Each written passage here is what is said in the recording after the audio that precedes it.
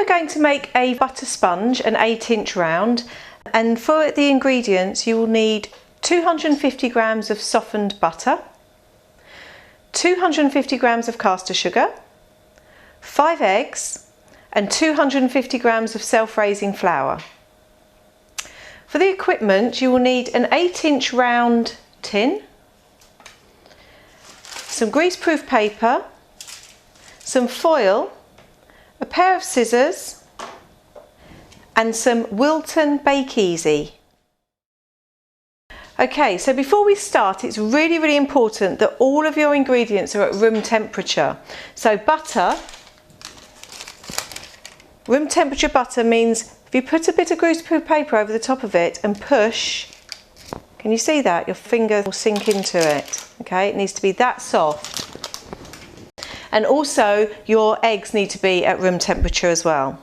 So the first thing that I'm going to do is into my mixer, I'm going to put my softened butter. It's really important that you don't take your butter out of the fridge like we all do. It's rock hard.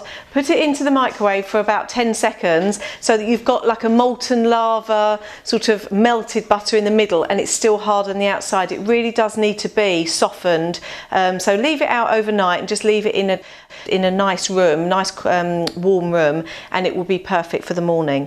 So I've just added my butter and then I'm going to add my 250 grams of caster sugar. Turn the mixer on. Now, this is the point in which the air bubbles go into our mixture to make a really light and airy sponge. So this part is really important that you don't stop too soon. So we're going to mix this up in a mixer for around 6 minutes.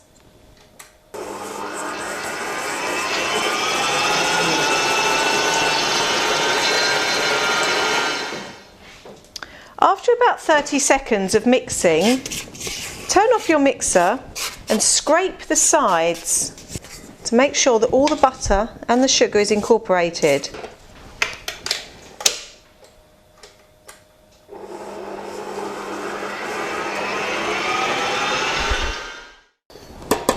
Take the mixer head off.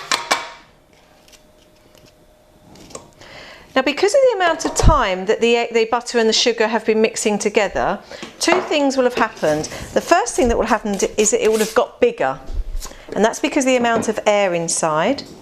And the second thing it would have done is it would have got paler, and again that's because of the amount of air that's been mixed into the mixture. Okay, so the next thing we do is to add the eggs.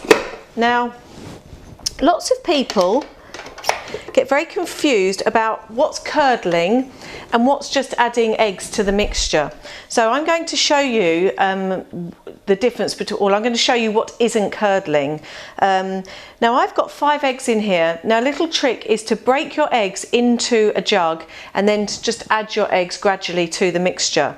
The reason that I do that is because if you break the eggs into the mixture one after the other, you do risk getting some eggshell in the mixture, and that doesn't taste very nice. We don't like crunchy sponges.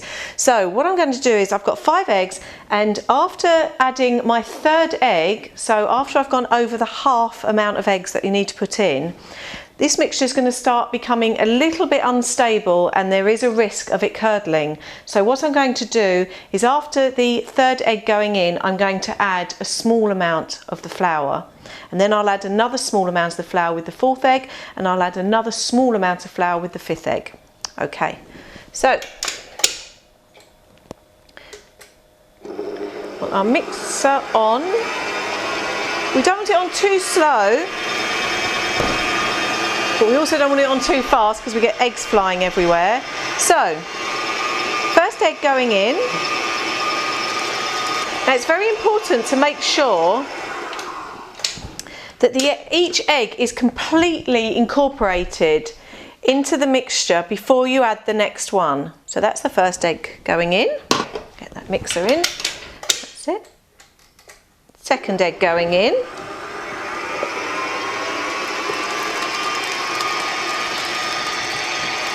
Whiz it around. Now remember what I said, when the 3rd egg goes in, so for example if you were making a larger sponge and you were using 9 eggs, and by the time the 5th one goes in, then you need to be adding a little bit of flour. Now I just want to show you something. This isn't curdling. Lots of people would be adding flour now because they think that this mixture's curdling.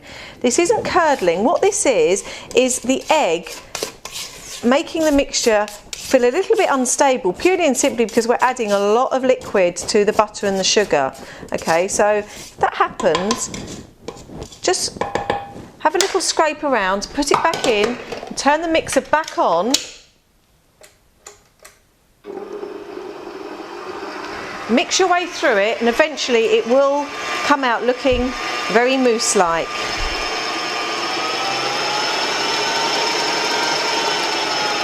Okay, let me show you. So just because it looks like it's separating, it doesn't necessarily mean that that's curdling. Now I'm adding my 3rd egg to this mixture, which means that once I add it, I'm going to add just a tiny little bit of my flour.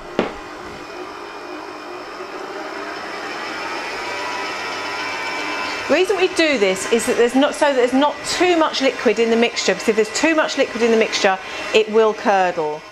Final egg going into the mixture.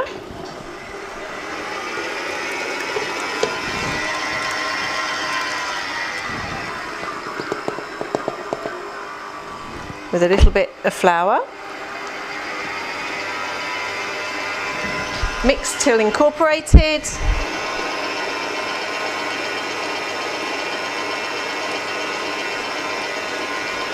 fine. And then turn off. Okay. So now we have a very eggy mixture, which now needs the flour added to it.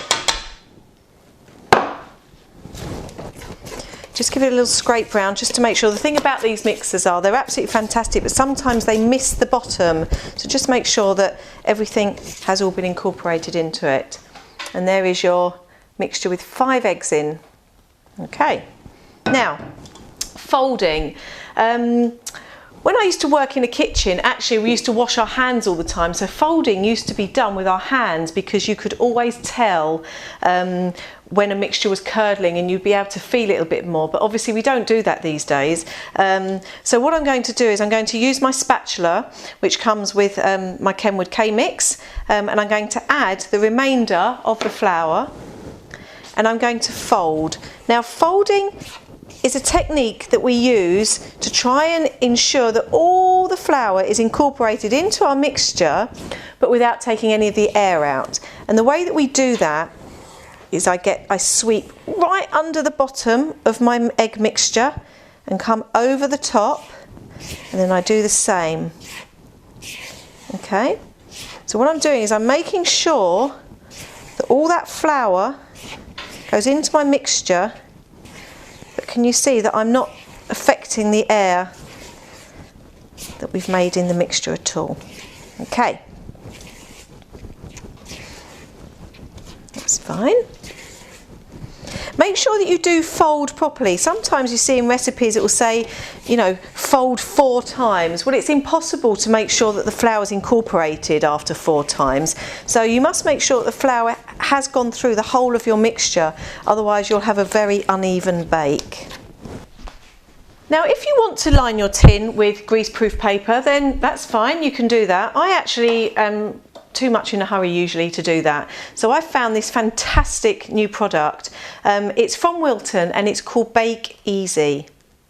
And basically what it is it's a non-stick spray that you shake. I get my tin and I literally spray a thin layer over the bottom and over the sides of my tin. Now I do like to double ensure that there is going to be no sticking going on at the bottom. So what I do is I literally rip off a little bit of greaseproof paper, fold it in half, and fold that half in half again, so it's been folded into quarters, and literally just cut a quarter circle, open it up, and you have yourself just a little round of greaseproof paper in the middle, just to make sure that it doesn't stick when it's baking. Okay, so now we pile our mix